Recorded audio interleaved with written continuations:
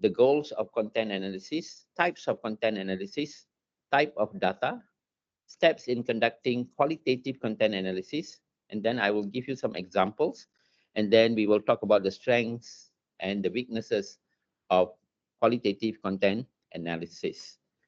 Okay, so if you have any question, maybe you can wait until the end of the session, then you can ask me any question that's related to today's presentation. Okay, so let's jump into the definition of content analysis. Okay, according to Hacker and Kalpokes 2023, content analysis is a research method for interpreting, quantifying textual data such as speeches, interviews, articles, social media posts, and so on. It allows the researcher to sift. There's a lot of information, so you have to sift through these large volumes of data to identify patterns, themes, or biases, and turn them into quantifiable variables that can be further analyzed. So this is a very general definition. So content analysis is a method that can be used in a qualitative study that enables the researcher to analyze, okay, and to understand various types of content. So we are looking at like contents like interview, transcript, social media posts, newspaper articles, blogs, extract from books, audio and video recording, and also series of photographs or pictures that you want to analyze. Now, content analysis can be considered to be a toolkit. Okay, it's a toolkit for transforming raw data that we have already collected into useful insights, because a raw data is just a data, but you need to analyze it to find the meaning and to help you to answer your research question. Now, it involves more than just reading or observing. It is about refining the key points. That means we want to look for what are the important points that is found in this data. Then after that, categorizing it, the differences, and identifying repeating patterns that could otherwise slip through our gaps. Now, later I will give you an example how it is done. So now I just give you some information, what is content analysis in general. Now, content analysis aims to systematically analyze content to extract meaningful insights and patterns from data. So if you look at the data itself, you will not find anything. But then if you begin to analyze it based on content analysis method, then you're able to code them, you're able to categorize them, and eventually you're able to search and identify the themes that is found in this data. So basically, we can conclude that content analysis involves quantifying qualitative data. So the data is qualitative, but we want to quantify this data through coding unit. So that is very different from thematic analysis. Thematic analysis only deals with qualitative data. But when we talk about content analysis, we are looking at both qualitative and quantitative data, but then we want to quantify. That means we take the qualitative data and we quantify it and make it into quantitative data, and we can actually analyze that. Okay. Now, how to quantify? There are 4 ways to quantify. There are a number of ways to quantify qualitative data. Number one is you look at the words. Okay, the word. For example, if you're looking at slang words that is found in the database, the data that you've already collected, and then you want to look at slang words, or you want to look at any particular word that you are actually focusing on, then you can look at the number of slang words. So you can count it. That means it's going to give you numerical data. Okay, so that is how you quantify it. Number two, you want to look for themes that is found in that database that you have already collected, or the data that you have. For example, if the theme is violence on TV, then you can look for, you can look at many TV programs, that is your data, and then you try to identify what are the themes, how many themes are there, what kind of themes are there found in the, or the amount of theme that is in the videos or in the programs that you watch. So that is another way to quantify it. Number three is looking at character. The number of female, for example, this is just an example, the number of female commentators that are on sports or TV shows. Maybe you're doing a gender study on whether male or female are given a lot of emphasis, become commentators, then you cannot just make a general assumption. So what you do is you study the data, you look at a lot of commentary that has been carried out in the television or in other social medias, and then you try to identify how many of this is female commentators. So you are actually looking for numbers again. So you're looking at qualitative data, but then you are trying to quantify it by assigning the number to the data. Then also you are looking at time and space, the amount of time and space dedicated, for example, to eating disorders. Maybe it's on TV programs or newspapers or magazines, that you want to look at how much time has been allocated, or how much space has been allocated in a magazine or in a TV program or in a newspaper which talks about eating disorders. So these are the ways that you can actually quantify qualitative data. So that is why content analysis is trying to use qualitative data and convert it into quantifiable information. Okay, right. Now, for example, now let's look at this example here. For example, if our code is like pre-work, students, homework, I mean, we are looking at some kind of database, and then we are looking for these keywords or these codes, and then we can actually count how many time these words are being mentioned in that data. Okay, then we can count it. For example, homework is mentioned twice, teacher is mentioned 4 times, subject is mentioned 1 time, university is mentioned 3 times. So you have that numbers. That is how you actually quantify the information, by looking at the frequency of the codes that is been mentioned in that data that you have. So content analysis use code schemes like this one above to turn qualitative data into quantitative data. So it's very straightforward.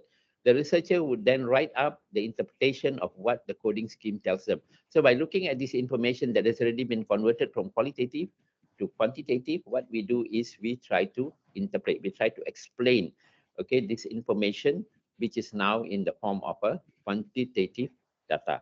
Okay, so basically this is one way of doing it. It is not just looking at frequency, but also there are many other ways to look at this data, which as I go on, you will begin to understand that even better. Okay, let's go on. Now, I would like to also talk to you about the goals of content analysis. There are many, many goals why content analysis is carried out. The primary goals of content analysis in qualitative research, number one, includes understanding and interpreting underlying meaning and nuances within the data. So sometimes if you look at data, like I said earlier, data will not just give you information just like that. You need to actually study the data closely, look at the information that's been provided in detail by looking. That's why you need to do the coding, because as you begin to look at the information in detail, then you will begin to understand the meaning that is behind this data that you have. Okay, so sometimes there will be very subtle information, nuances that we say it's very unclear. But as you begin to read and begin to analyze the data, then this information will be able to be extracted from the data. So it takes time, it takes a lot of reading, it takes a lot of studying the data, and also one or two data is not going to be enough. You need to have lots and lots of data. That's why we have a database to actually use that information to interpret the underlying meaning. Just by looking at one sheet or two sheets of paper, it's not going to give you enough information based on whatever you are trying to figure out. So you must base it on your research question or the aim of your study. That's where you analyze according to that, and also the information that you have already gathered. Number two, identify reoccurring patterns, themes, and concept that emerges from the content. You see, so when you look at the information, the database or the information that you have, then you can also look at certain words or certain phrases, certain information that seem to be repeated over and over again, just like in a thematic analysis. The recurring patterns and the themes concerning a certain information, for example, violence, or you're looking at gender discrimination, or you're looking at what do you call that, racial discrimination, whatever that is found in the information will become the theme that you are able to identify. And also you look at concepts that is going to emerge from the content. Later, as we learn how to actually analyze the data step by step, then you're able to see how this information actually emerges, or this, what do you call that, patterns emerge from the data that you are analyzing. Number three is contextualizing data within the broader social, cultural, or historical context. Now, when we look at information, especially when we look at data base, we need to look at that information based on the context. Because if you take it out of context, it might have a different meaning altogether. So when you're looking at information that is already been provided for you, the data that's already provided for you, or the data that's already collected, you also have to look at how does this data fit, or this information fits into, for example, a social context or a cultural context. What is this information means in this particular culture compared to another culture? Maybe some information that you have gathered may have no significant meaning in one culture, but might have a lot of significant meaning in another culture. That is why you need to contextualize it. That means you have to take that information and then look at the culture in where this information is gathered and what it means in that culture, to actually understand the meaning that this data or this information is conveying. So you have to look based on the context. So whether it is social context or cultural context, or what does the information during that historical period means. So you need to also understand that you cannot just look at that information and interpret it according to the present time, because it might give you a different meaning altogether. So you need to understand that data has to be based, or need to be understood in that period of time. Maybe you're looking at in the 60s, that information is relevant in the 60s and what it means in that period of time, not now. Now it might mean different, or it might not even mean anything. But in that period of time, in that year, in that era, it means something else. So that's why you also need to, when you look at content analysis, we also need to look at the context where that information is gathered or collected. Okay. When we look at content analysis can be both primary and secondary data. What's the difference between primary and secondary data? Primary data is data that is collected by the researcher. That means you firsthand, you go and collect all the information. Like, for example, if you carry out an interview, that information that you gathered is your primary data. Okay, that means the information is gathered or collected by the researcher at that point of time. Now, if you are looking at secondary data, the data is already present. You just use that information to analyze. For example, you are looking at some speeches that already been done by a few people, or has been recorded by some people, and it's published, or you have that information already ready. Then you take that information and you want to analyze that speech text that is already been provided by somebody, or is already available in the internet. So you want to analyze that information, then it becomes secondary data. So content analysis can be both primary and secondary data. It's not just secondary data or just primary, it's both. Now, there are two types, or rather two ways to conduct content analysis. One is called conceptual qualitative content analysis. The other one is called relational qualitative content analysis. So we are going to look at both. Okay, first we'll look at conceptual qualitative content analysis. Okay, so from the word conceptual, you can see that it's focused on concepts.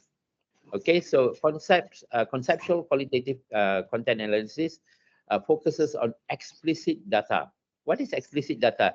Explicit data is the data that you actually collect and it's very obvious. That means it's already there. Okay, for example, if you ask somebody to fill up a survey form or questionnaire, when they fill up, that information is already explicit. It is not implicit. It's already explicitly provided. Or you ask somebody to fill up a form with a lot of information. That information that the person fill up is already an explicit data. So you are looking at the appearances of words, okay, and also you are going to look at the frequency these words or phrases appear, okay. You're looking at how these words and phrases appear. Okay, maybe I should give you an example. Say, for example, you are trying to research on the attitude of young people, okay, in the 21st century. So you want to look at what is the attitude of young people in the 21st century.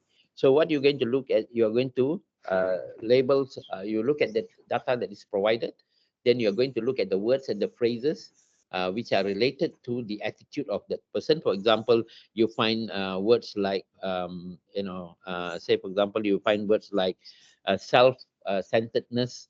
I'm not saying all young people are self-centered. I'm saying that this is something that, you found like this kind of words reoccurring many times when people are talking about attitude, okay, or media obsession, this kind of words. So when you look at this kind of words, then you're actually trying to relate this word, okay, with the information that you've collected. How many times you find these words been present in that data that you have collected?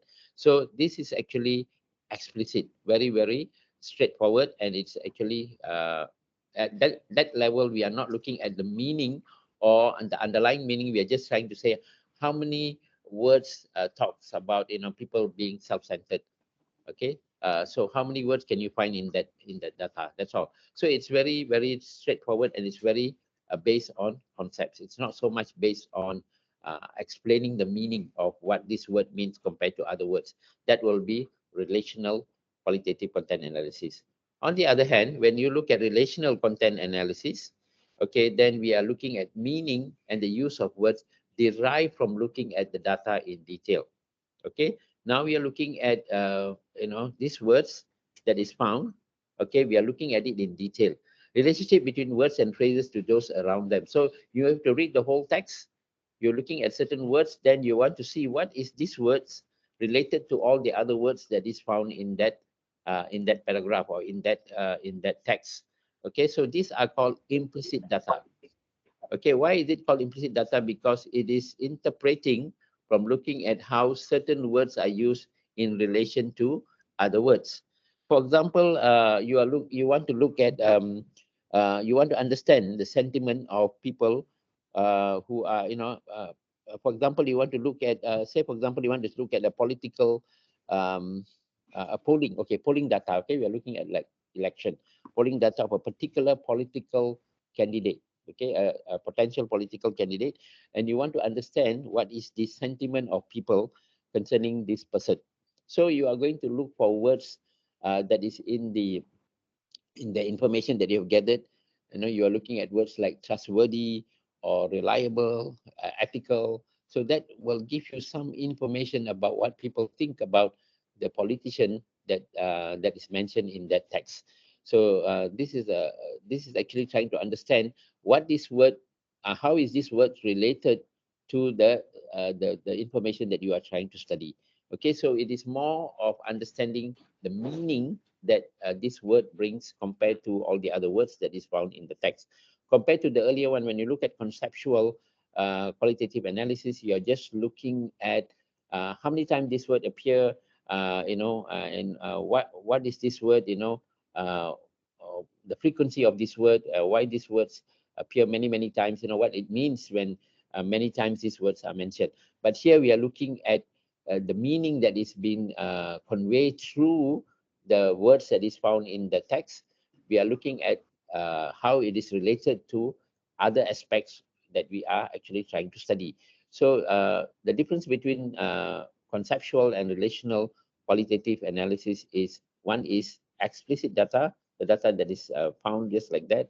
Implicit data, you need to actually study, and you need to imply, or you need to infer from the information that you have gathered, and try to come to a conclusion. So it's slightly different from conceptual qualitative analysis.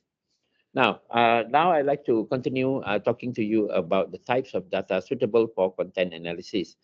Now, not all information that you gather can be suitable for content analysis. So that's why you need to understand what kind of data can I collect so that I can use it for content analysis. Now, when considering the type of data that are suitable for content analysis, it's important to identify the wide range of sources that can give meaningful insight. There is a lot of data there, so you need to know which data to collect, where to get this data from, what kind of data can I collect. Remember, in content analysis, you can collect both words, data that is in the form of words, but you also can collect data that is in the form of pictures, graphs, in non words which are not linear. That means you can also collect from other types of information, and you can actually analyze it. So content analysis is a versatile method that can be used for various data types, which with this unique perspective. So we are going to look at what are the different types of these words. Number one is called textual data, or documents or transcripts and text. Now, textual data is the foundation of content analysis. So most of the content analysis is based on textual data. Okay, it contains a wide range of information that is embedded inside written or typed words. Okay, so actually, if you analyze and you read between the line, you get a lot of information. You can study documents such as research paper, publications, government reports, or and reveal hidden themes and extract important patterns. Of course, that to actually do that analysis, or to identify all these hidden themes and important pattern, is not going to be an easy task. It's going to take a lot of time, a lot of effort, a lot of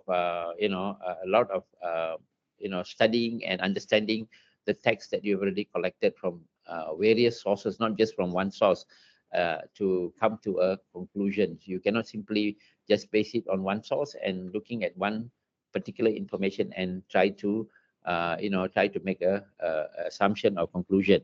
Okay, transcript from interview, focus group, or conversations are valuable source of personal account that allow you to gain insight into complexity of particular language and ideas. Now, why interviews are so important? Because when you conduct an interview, you can actually get more information from the person that your interviewee, or the person that you interview, because you can ask uh, more questions as they begin to respond. They respond, you can ask even other questions to actually understand the information better, or to clarify the information that they are giving. So there's a lot of text, a lot of data, a lot of information that you can gather through interview, or even through focus group interview, or through conversation that you have already recorded and you have already transcribed to analyze. Okay, it is good to transcribe and then to type out the information, so that it's easier for you to read and study that information before you can actually analyze it. Now, literary writing, social media posts, and even historical documents can all be subjected to content analysis, and can be exposed hidden layers of meaning. So today we know there's a lot of people who are actively involved with social media. So social media posts, uh, whether it is in the form of words, or whether it's in the form of pictures, whether it's in the form of graphs, whatever that people put up, can all be analyzed using content analysis.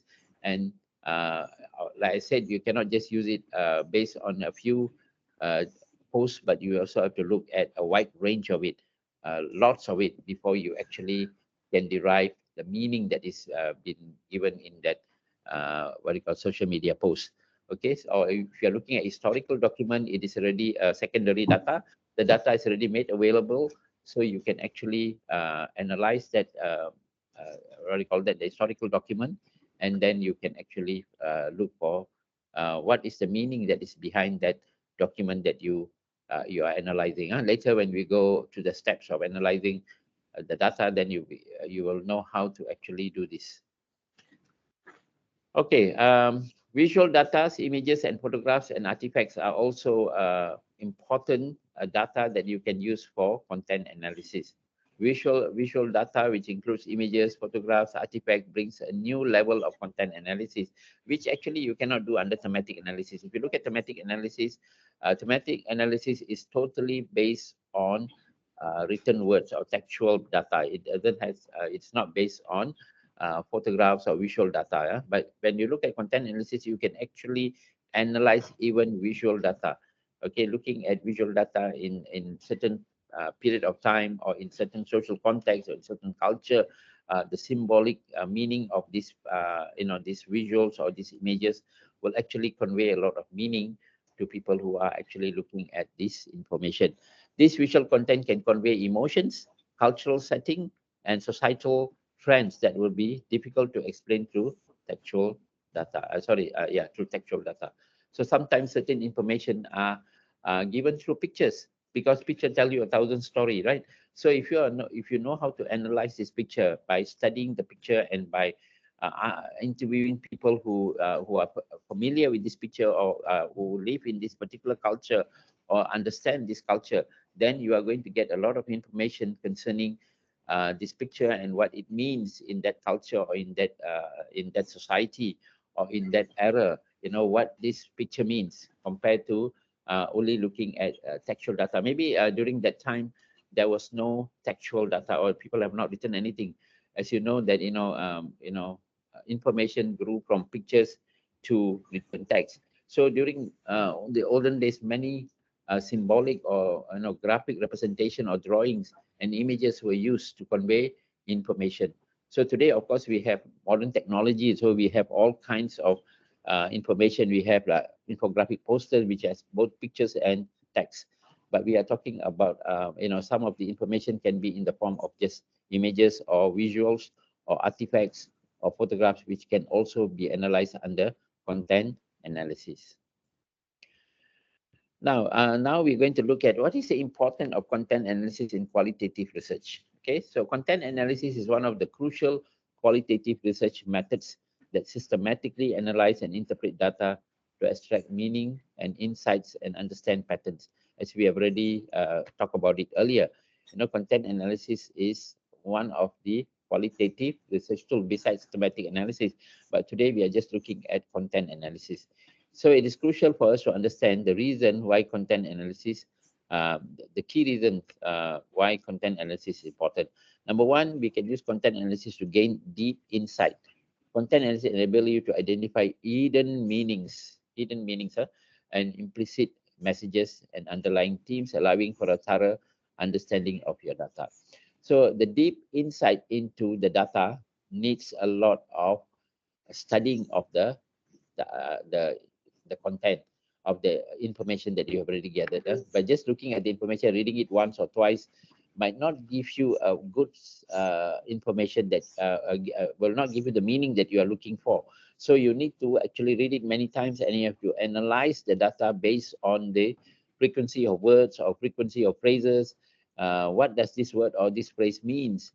Then you're able to gain even more information about the data that you have already collected. If you just read it once without focusing on the pattern, or focusing on the frequency of the word that's appearing in the text, then you might miss uh, you know to to understand the meaning that is being presented in the data. Okay, number two, to recognize patterns. You can spot trends. Okay, so for example, today, the trend, if you ask, what is this, popular trend today? Maybe the popular trend today is a lot of people are today doing what they are doing. They are doing a lot of social commercials in TikTok, for example. Okay, in the TikTok, you see there's a lot of social commercial people do. People that is happen to be the trend. So if you're looking at trends, for example, then you have to study all the information from TikTok or from social media. Then you can look at what is the trend, where is this information leading you to, what is the information is about.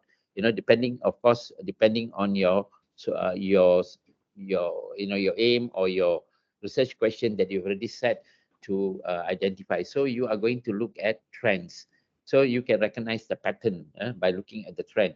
Okay, if you read this information, what is this information leading you to? What is this information? Is it similar to the earlier information that you have seen? Or is it similar to the other 4 or 5 information that you've already gathered? Then you can see that there's some kind of a trend that seems to be appearing in all the information that you have gathered. So to recognize pattern, content analysis actually you can use content analysis to actually recognize this kind of patterns. Besides pattern, besides trends, you can also look at attitudes of people through this social media, for example, or behavior of people that you can identify, and then you can see whether it is reoccurring in other social medias or other social media platforms, and then you can actually analyze it. So number two is to recognize patterns. So first, to gain deep insight. Number two is to recognize patterns. Number three is to understand context. Remember earlier I said context is very important. Huh? The analysis put your data within a larger context to show how social, cultural, historical trends shape your research information. So sometimes when you're looking at a certain information, it might be just a little information, but then when you take this information and try to the larger context, the larger context of the information, then you begin to see that, how is it related, this information that you've gathered. Uh, Sorry, somebody is talking. Okay, okay, I'll continue. Okay, so if excuse me, if you are having your microphone on, please switch it off.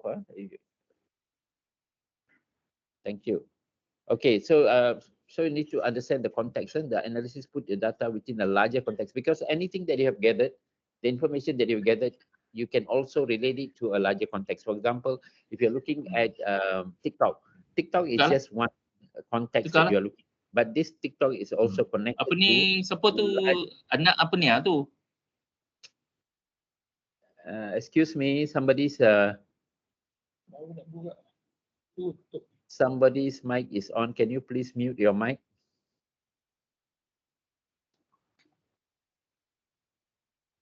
Thank you. Okay, so okay, I repeat this again. Right. Sometimes when you're looking at, say, for example, one context, which is, say, TikTok. Okay, TikTok is just one information that you gathered from social media. But social media itself is very broad. That is larger than just TikTok. So you can actually see how does this information that you gathered in this context relate to other platforms, other information that is, that is in the internet. Okay, so that actually will help you to understand the context better. Okay, so we are not only looking at the context in that form, we are also looking at how this information or that you have gathered, to understand the context. You also need to look at the social background of that, the information you collect, the culture, what kind of culture that this information come from, okay, and historical trends. All this is going to help you with the research information that you have. Okay, number five is to develop ideas.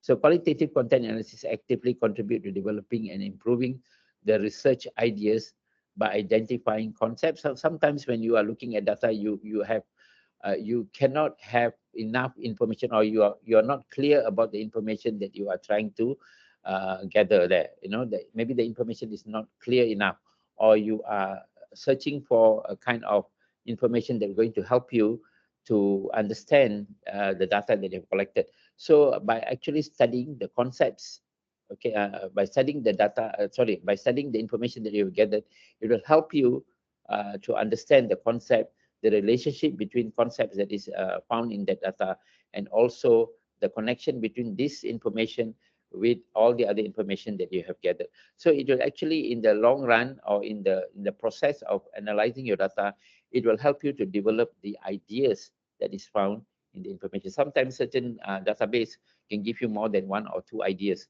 So you need to actually study every aspect of that data. Okay, later we will see how that is done. Okay, and study every aspect of this data. Then you can identify the concept, you can understand the relationship between these concepts, and also you can see the connection with the whole connection with this data, the data, and also the other information that you have already gathered. Finally is to make informed decision. Okay, informed decisions are very important, because in content analysis you might be collecting lots and lots of information or data from different sources, and then we want that information that you've gathered to help you to make the inference and to make a conclusion.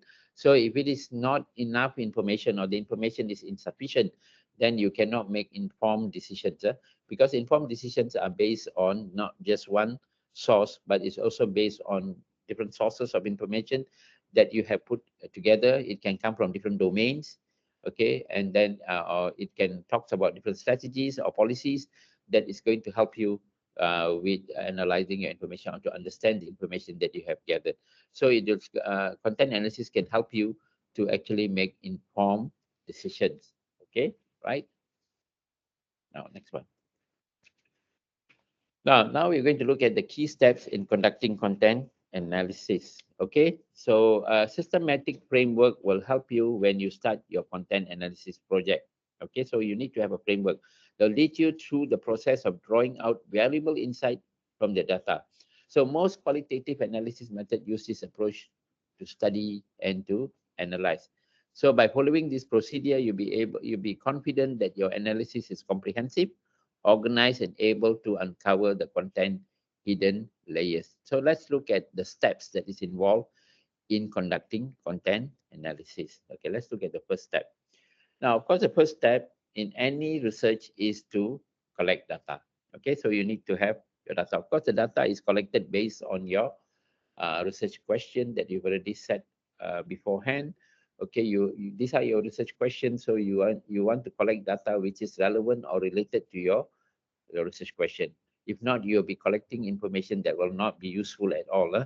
So you need to also base your collection of data, the information that you're collecting based on your research question. So your research question is set. So now you want to use the instrument that you have to collect your data. So data gathering and preparation are the first step on the qualitative content analysis journey. Gather your data set documents, transcript, photographs, audio, visual content, whatever information that you can gather concerning the area or the topic that you have already decided to collect. Okay, collect it from different sources.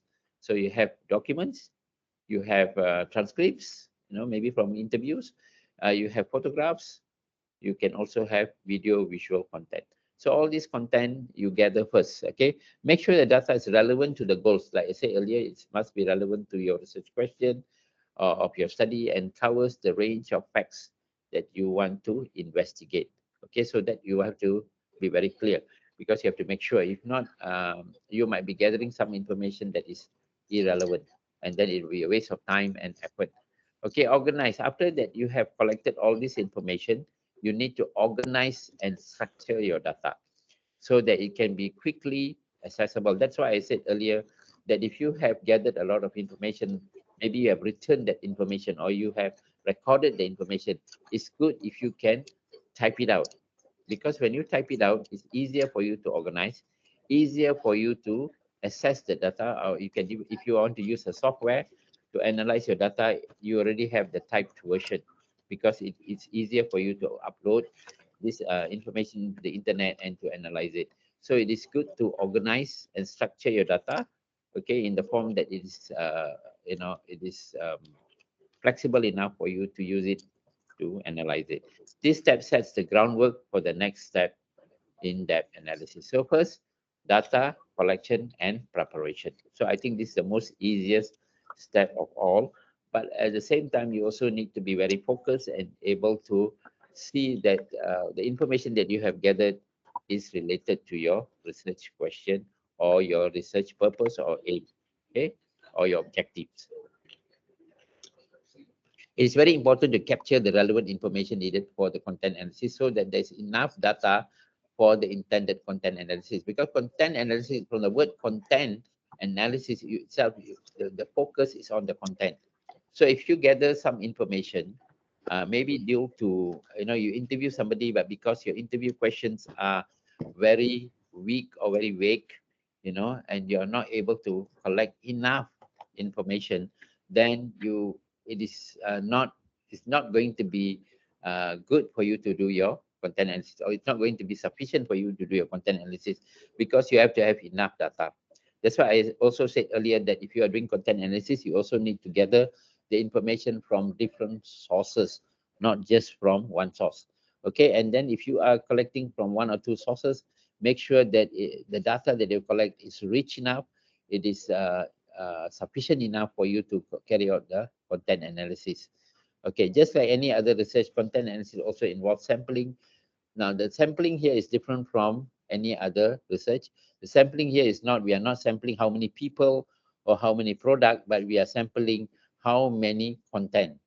Okay, so the more content you have, the more content you sample, the better for you to do your research. Okay, the sample should be big enough to represent the entire population. So again, we are not talking about people, but then we are looking at the information that you have gathered, because in content analysis, you are analyzing the content. Okay, you are not analyzing something else. You are actually analyzing the content itself. So how much content have you collected compared to the information that's available, outside there? So is it enough? Is it sufficient enough for you to uh, do the content analysis process? Make sure to consider the appropriate time period for extracting the sample. Also, when you're collecting this information, say for example, if you are going to look at you are studying or you are trying to analyze something within a um, 10 years period, or maybe a few years period, make sure that the information that you've gathered is sufficient enough and it covers all the years that you need to sample, not lopsided. For example, if you want to see something from the year 2020 to 2024, but then you have a lot of information on 2020, but you have very little on 2023 and 2024, then I think your information is not sufficient, or it is not representative of what you want to study. So make sure the sample is big enough to represent the entire population. Okay. The next step is you need to familiarize with the data. Okay, now that you have collected your data, you have lots of data. The next step you need to do is observe the textual data. Observe here means study, examine it. Okay, study thoroughly, scrutinize every information that you can find in that textual data. Examine the images that is found in the data. Listen to the recording that you've already collected, which is related to this data. This involvement will help you get familiar with the information, recognize variation, and understand the context. Sometimes people read once or twice and they think they have a sense of the document or the information, and they carry out their content analysis. Actually, it is not sufficient. You should read it many, many times until you can really, really sense the information, and it will help you to actually, able to even think about the theme that is, or the pattern that is actually emerging from the data that you are actually reading. You are not even analyzing it yet, but then as you begin to read it many, many times, you begin to see that this information is like jumping out of the data. So you need to read many, many times, get familiar with it. So when you are familiar, then it's easier for you to analyze the information. Then you also will recognize there is differences in the information that you have actually collected.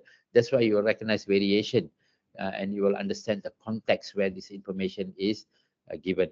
So familiarizing with the data is a very vital process also under content analysis.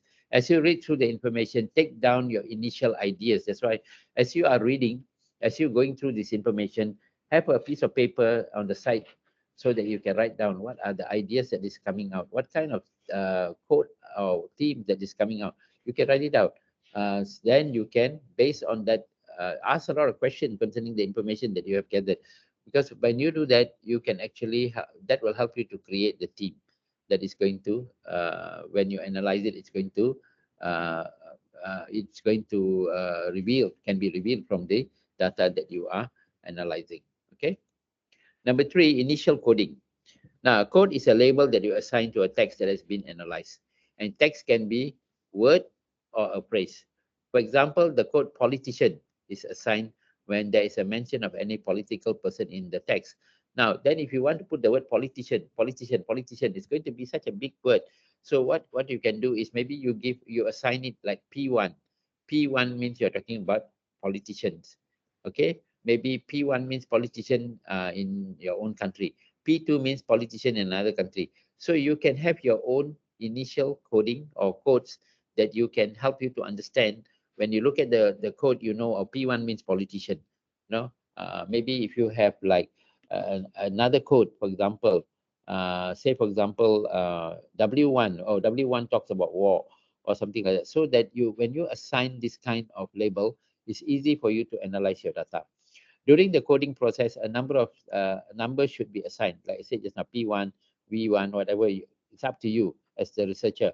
Okay, assigned to each category. The code should be mutually exclusive. That means meant only for that. You cannot have one P1 for one thing and P1 for another thing. It should be only for that particular information that you have that particular code. Okay, so coding is a set of rules that explain and mention explain the method of observing the content in a given text. So coding will identify four important characteristics that we want to see, which is called frequency, direction, intensity, and space. Okay, when you are doing coding, you have to look for these four things, these four characteristics. One is called frequency, then we have direction, then we have intensity, and then we have space. Okay, let's look at it. Number one is frequency.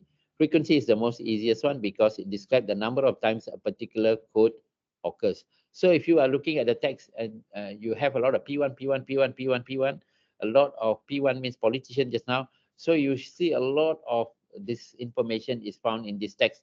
Then you know that this text is talking about politicians. You know, the frequency is already give you that information. It's at a conceptual level. It is not at a relational level. It's at a conceptual level. You know, it is talking about politicians or talking about frequency, because the word frequency is there, so you can actually make a assumption or conclusion that is talking about politicians. Now, number two is direction, in the way in which the content appears. So when you read the content, you need to also look at which direction is this information gearing you towards. Is it positive information or is it negative? Okay, is it opposite? Is it supportive? What kind of direction is that information leading you to? You know, so you need to also understand that if the information is talking about, for example, if you're looking at, introducing a certain program, and then you have interviewed people and you're looking at that information, you are trying to get a sense of the information, reading the information. There's a lot of positive words there, lots and lots of it, maybe 70 to 80% of what people have said is positive or saying positive things about the program, then you know that the direction that it's taking you is towards something positive.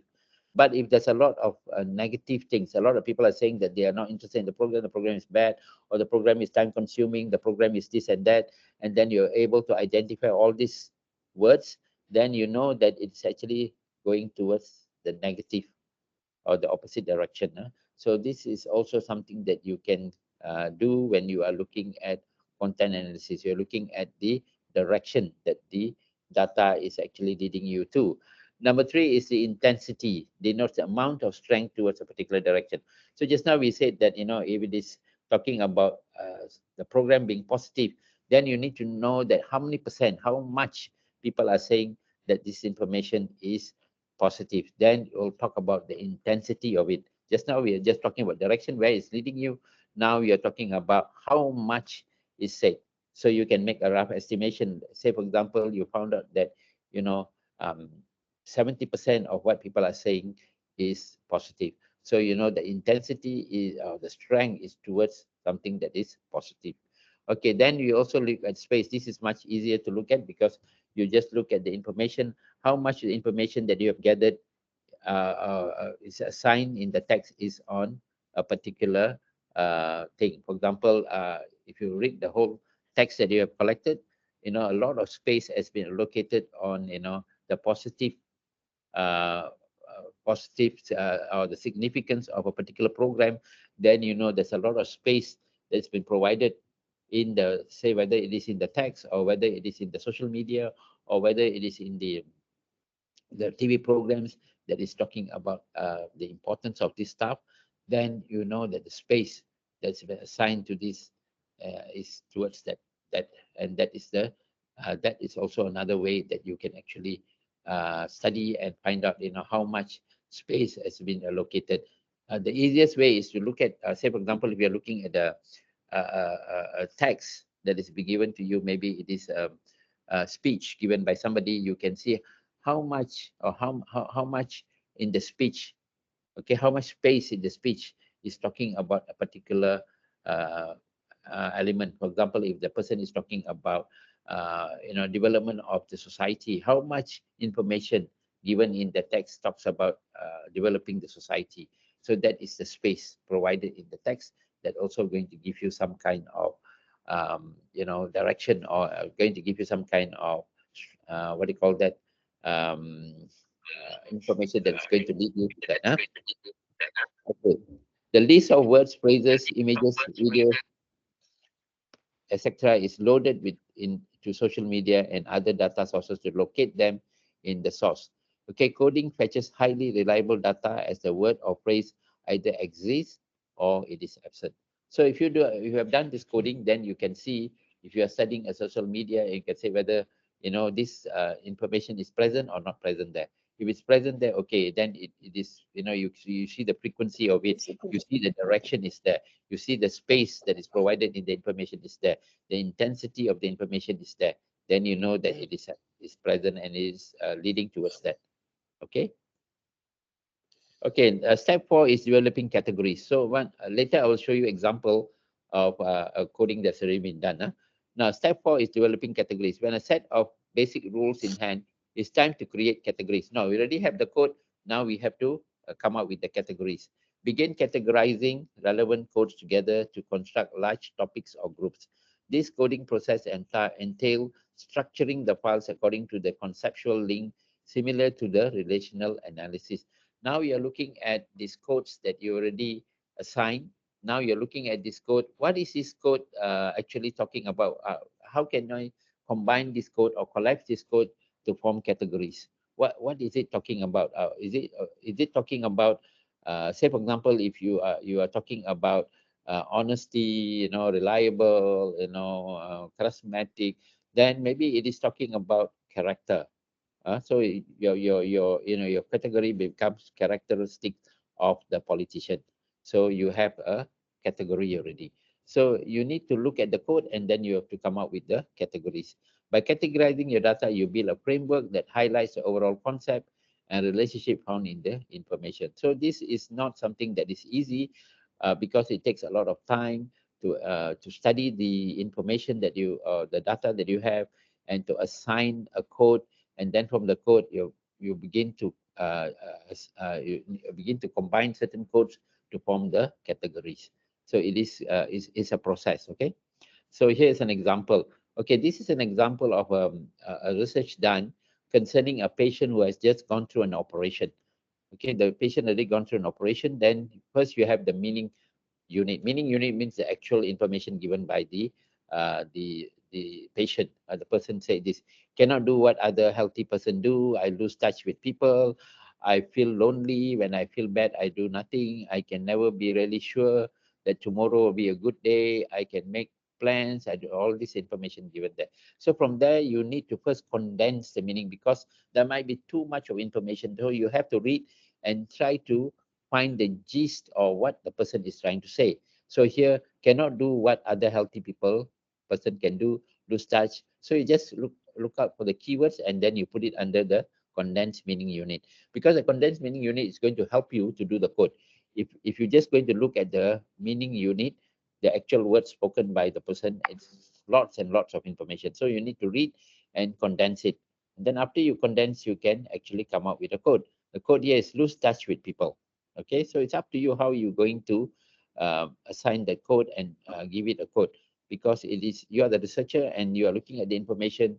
Make sure it's related to the information given, because if you go backward, you should be able to trace what the meaning unit is.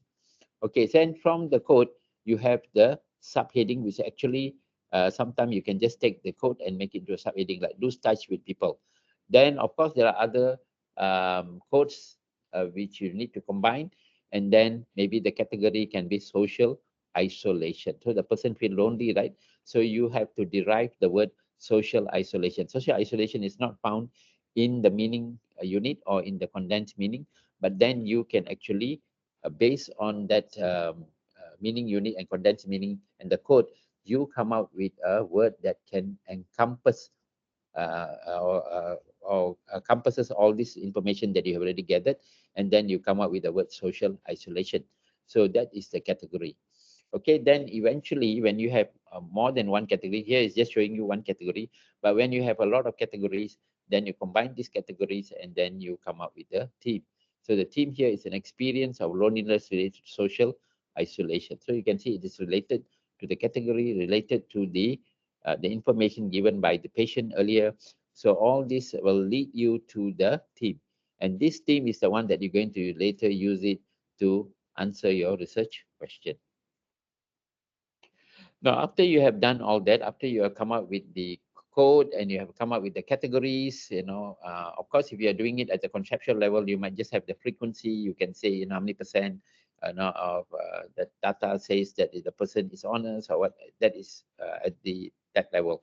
But then if you go further down, as you begin to do the coding and the categorizing, and then you're coming with the team, then you have that information ready, but that is not good enough. You also need to do what we call refining and selecting codes. During the stage, you will refine and pick the most important categories. Maybe you have like 7 categories, but that categories are just too much. So some categories are not relevant, so you can get rid of it. Some categories can be combined with other categories, then you just combine it. So the most important, only the most important categories is the one that you want to have or you want to present. Okay, and then analyze and examine the relationship between these categories. And after you have analyzed and look at all the categories that you have, you can actually combine them or you try to relate them, and then you come out with the theme. What is the theme that is coming out from these categories that you already collected? This refinement research technique allow you to reduce the complexity of your data, because sometimes when you have already analyzed your data, you have such lots and lots of information. You have lots of categories. Then you find that it's difficult for you to actually derive your team. That is why you need to collapse. You need to uh, get rid of certain teams which you think is not significant enough or not important enough. You can get rid of them, and then so that you can reduce the complexity of your data and to clear the coherent narrative. And these codes and categories you choose will serve as a foundation for you to finally analyze the and do the interpretation.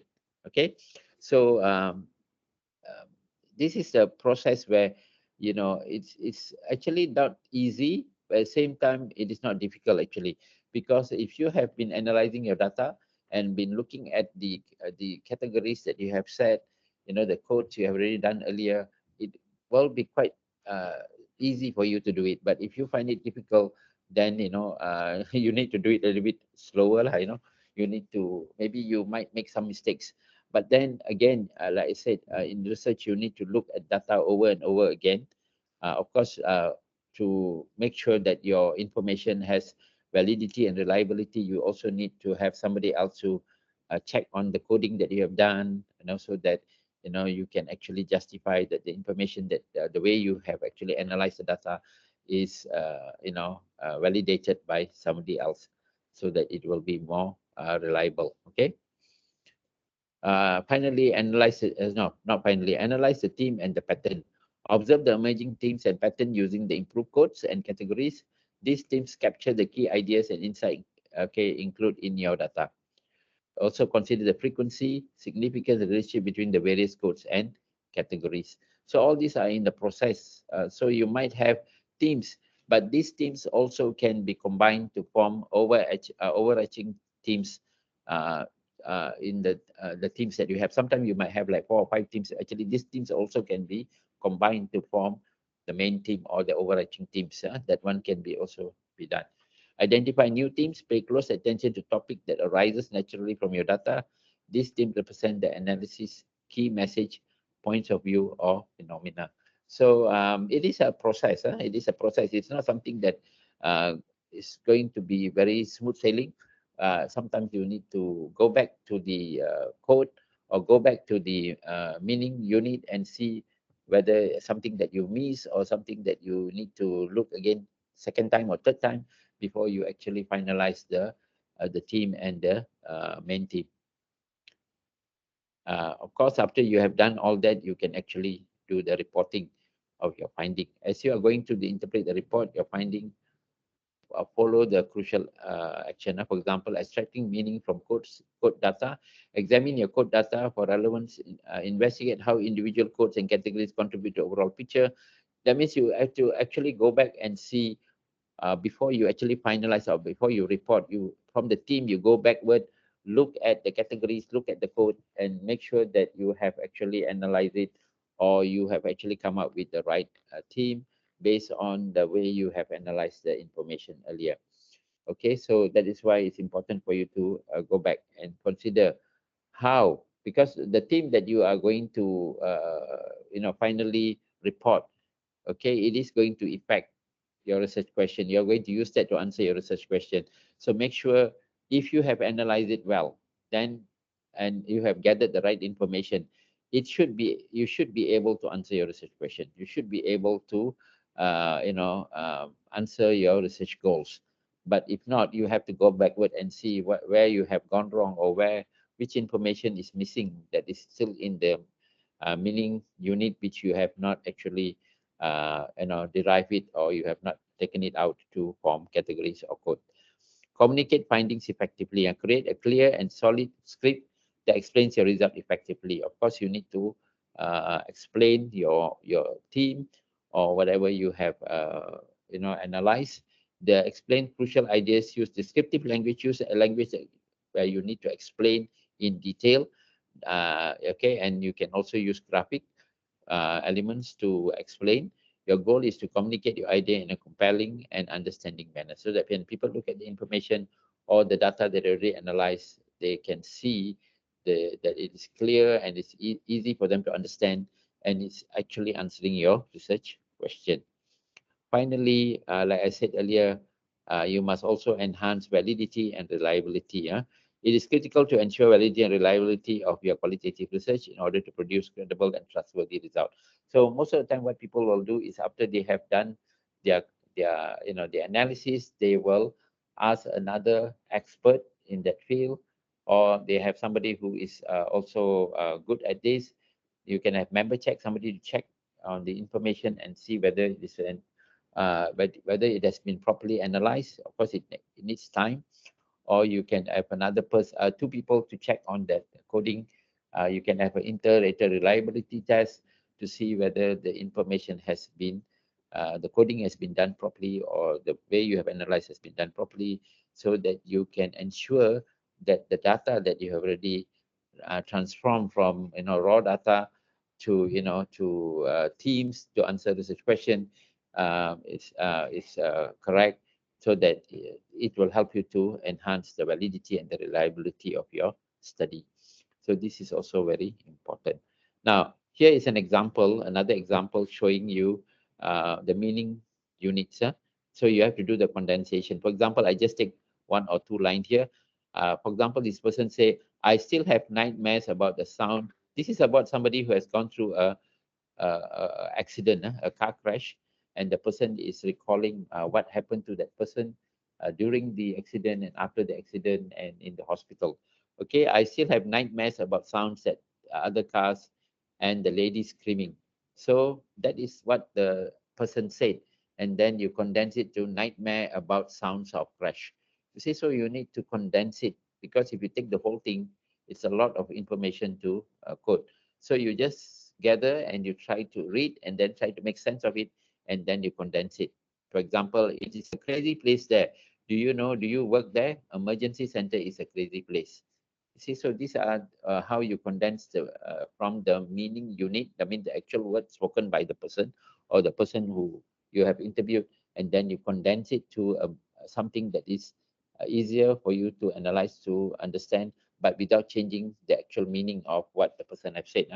You cannot rephrase and make it something else, but you should totally, um, you know, uh, condense according to what the person have said, but in a more simpler and summarized manner. Here also another example, where you can see the code. It was a bad day in my life. This is a condensed meaning. Ordinary day until the crash, nightmare about sound and crash, can't get the sound out of my head. So here is all the code is the crash, the crash, the crash. So this is the crash. It all has to do with the crash. So the code is the crash. Emergency center, of course, you cannot put the crash lah. Emergency center is a crazy place, so you put emergency center is crazy. Okay, so that some things you just write literally what the meaning is saying, because you don't want to make it into something different. Okay, it has to actually make sense of what you are condensing. Okay, and also what the code that you have assigned. Well, of course, later you can change the code accordingly as you get more codes. when you combine the codes to form categories, you can actually change certain things. Like here it says, I feel cold and legs are shaking, cold and shaky. Jane cut off very uncomfortable. Jeans cut off very uncomfortable, feeling exposed. So these are all codes that you have derived based on the condensed meaning. Here somehow you can see the codes, okay, and then we have categories here. Like now you condense, you have the code, the crash in the ambulance, then you have categories like reliving the crash in the ambulance, reliving the rescue. So these are categories came from the code and also from the condensation of the information given by the patient. Okay, so the other condense, and finally, of course, we have teams, different team here, like invisible and alone inside the pain of a broken body. Okay, then reliving the pre-hospital experience. Now, all this team can be combined to form an overarching team here, like the emergency center through patient's eyes, alone and cold in chaos. So based on that information that you have actually have, you condense it. After that, you make into code. From the code, you come into categories. From the categories, you came into teams. From the team, then you come up with a overarching teams. Okay, so that is how it is done. So here's another way to explain how the information is, uh, transfer from a meaning unit to a team. Okay, like just taking one liner there, they pushed me into the middle of the room and then walked away. They just left. Pushed to the middle of the room, walked away, left me. Condensed meaning, left alone. Because some condensed meaning, you have to just take the whole thing because you cannot condense anything besides that. Code, left alone. See now, just the word left alone becomes the code.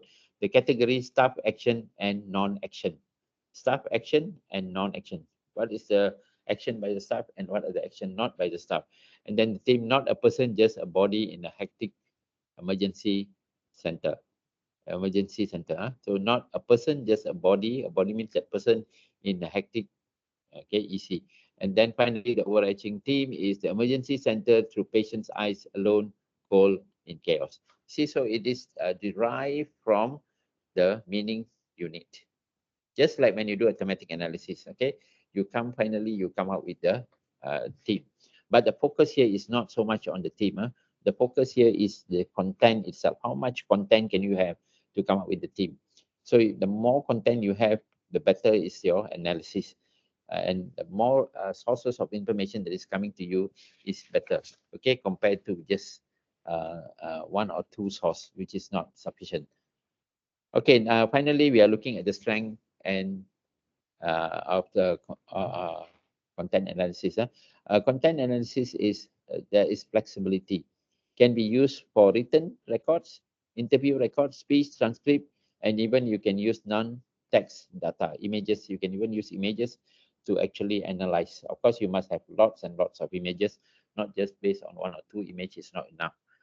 That is why if you want to do content analysis on images, then you should be something that you have gathered from many sources. The images come from many sources, and then it is actually sufficient enough for you to analyze. Unobtrusious can be performed on data already exists. That means the data is already available for you. So it's much easier, especially when you have information that is already been recorded or information that's readily available, information that is already provided, already been printed. So you can perform your content analysis on that kind of information.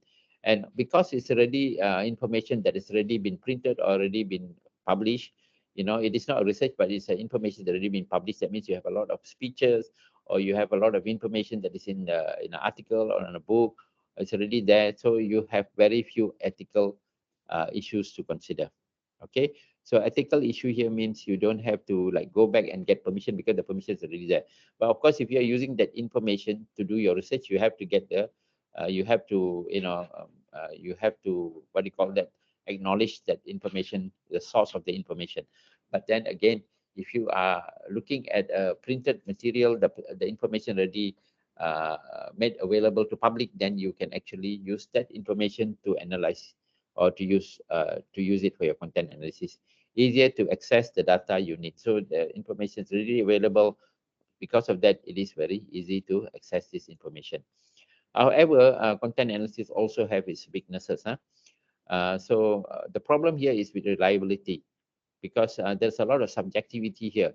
Okay, drawing conclusion from frequency of words and phrases or linking relationship to each other can be a subjective process, because maybe different researchers might look at information that is being provided differently. That is why it's important, after you have done your analysis, to get somebody else to look at it, so that you can validate your analysis process, instead of just declaring it as something that is ready, valid. It's good to get somebody who's expert in that field, or somebody who knows about, content analysis, or someone who have done content analysis, to actually look at the information and study the way you have actually analyzed this information, and see whether the information has been analyzed accurately or correctly, and to give their report on that. So there is a lot of subjectivity, decreasing the reliability, especially if more than one researcher is working on the data. So you have 3 or 4 people working on it. Maybe different people have different perspective, different ideas of looking at the same information. So that can be a problem with content analysis. Can be considered reductive. The focus on particular words or phrases can result in the missing content, nuance, or the cultural specific meaning. So sometimes people are in the process of, reducing, because they have so much of data. They are trying to, get rid of certain information which they think is not relevant or valid. Sometimes in the process of doing it, they might even get rid of information that is actually very, very vital or important, but they got rid of it because they think that information is a little bit complicated and they might not need it. So that can be a problem. So reductive, but then it can also be quite dangerous. Cannot be easily generalized because of the subjectivity of this information that is being analyzed. It is not easy compared to quantitative data. It cannot be easily generalized. Time intensive, of course. If you are doing content analysis, because you're looking at the content, remember, it is focusing on the content, not so much on just looking at the information per se, but you are looking at the content, studying the words, studying the phrases, studying what is coming out from the word or the phrases, what is the connection between the words and the phrases to the whole context of the information that you have gathered. So it is very time intensive. It can be difficult to analyze the data set large enough to draw a broader conclusion about the such topic. Because when you are talking about content analysis, like I said earlier in the beginning, you cannot just base it on information that is very, very vague, or very, very superficial, or not sufficient. You need to have enough information, enough content on a particular area or particular subject before you can actually analyze it. That is actually very time intensive and can be very difficult to analyze. That is why if you want to draw conclusion on that information, it can also be quite difficult. Uh, Nevertheless, content analysis also have its strength, as we have seen it earlier. Okay, so the conclusion is qualitative content analysis is a valuable alternative to more traditional quantitative content analysis. The goal is to identify important themes and categories, just like when you do with thematic analysis, within a body of content, and provide rich description, okay, and social reality created by those themes or categories as they lived out a particular setting. Okay, through careful data preparation, because you need to prepare the data, you need to collect the data, you need to, get the data in order, organize the data before you can do the coding and interpretation. The result of the qualitative content analysis can support the development of new theories and models. Okay, you can even actually analyze this data into grounded theory, as well as validating existing theories and providing thick description of a particular setting or phenomena. Of course, that is a long and difficult process lah. It is not as easy as it sounds. Okay, so that's all I think I can share today concerning content analysis. So thank you very much. So if there is any question, I will try my best to answer. Thank you.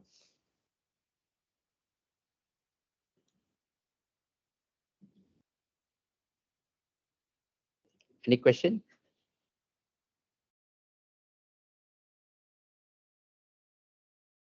Any question from anybody?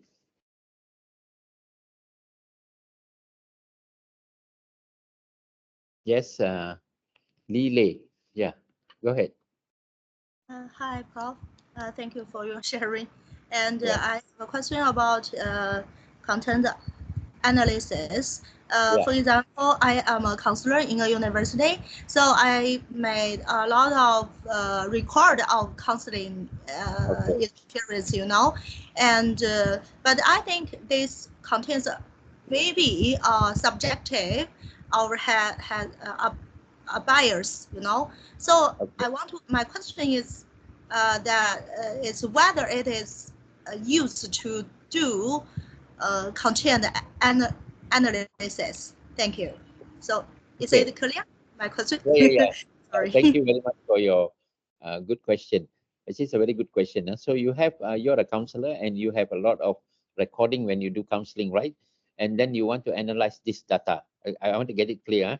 You want to analyze this data, but you are worried about whether this information that you want to analyze can be very subjective, correct? And it might not be, good because of the subjectivity of this information. Is that what you're asking? What can Yeah, you yeah, do? yeah, Yeah. correct. Okay. Okay. So what you can do is after you have done this counseling session, you have recorded it, you transcribe this, this information, and you analyze it. So after you have analyzed it using content analysis, you need to get another person or two-person to verify the analysis, because because of the subjectivity here.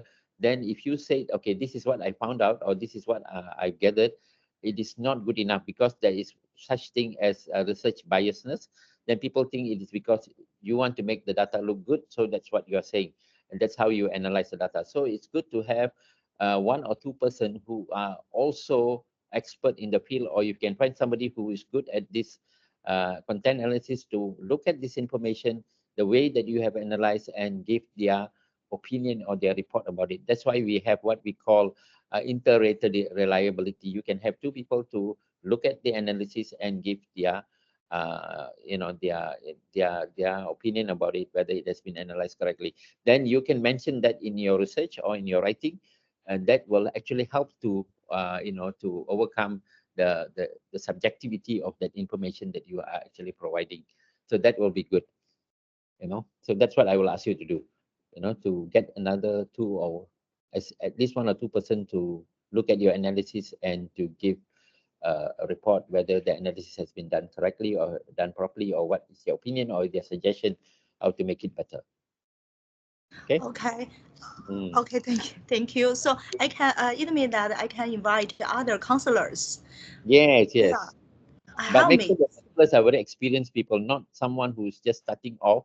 Must be somebody who have already have a lot of experience in counseling, and they can help you to verify your data, not somebody that is just starting off. So it must be somebody who is more experienced than you. Okay, thank you, Prof. You're welcome. No problem. Thank you for the question. Okay. Okay, is there any other question?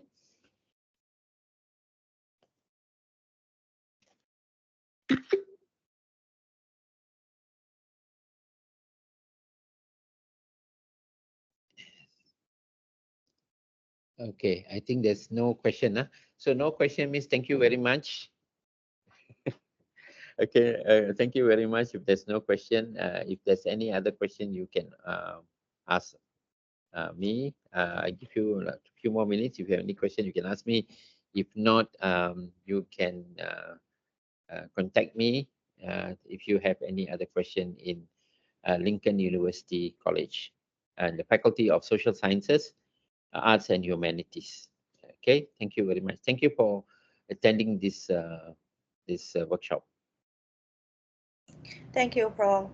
Have a Welcome. nice day. Welcome. Thank you. Thank you.